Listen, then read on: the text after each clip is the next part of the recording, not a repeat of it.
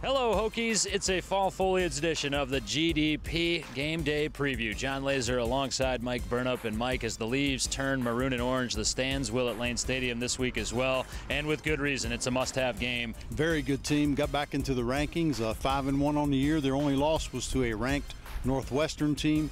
They're good on both sides of the ball, putting up impressive numbers on offense, over 400 yards per game. Defense has been outstanding, only giving up about 250 and not a lot of points. So a really solid team, and they'll be a handful.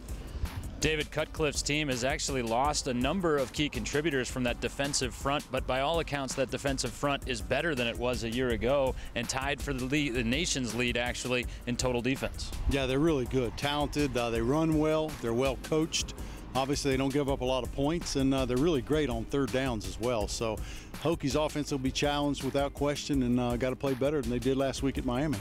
And they'll play with a different starting quarterback in Michael Brewer. He returns for the first time since being knocked out of the Ohio State game. How does that change the dynamics for this Hokies team? Well, I think you got a guy that's got a lot of experience. He worked himself extremely hard in the offseason to get himself in a position to be where he was. Unfortunately, he went down against Ohio State, but he was able to come back against Miami, gave the fans a boost, went 3 for 4 down there through the unfortunate interception late, but obviously he's got a little bit of timing and rust. He worked on that this week. He'll be much better out there tomorrow for the game, and I think he deserves the right to play. He put in a lot of time and effort, and I think he gives you the best chance to win moving forward.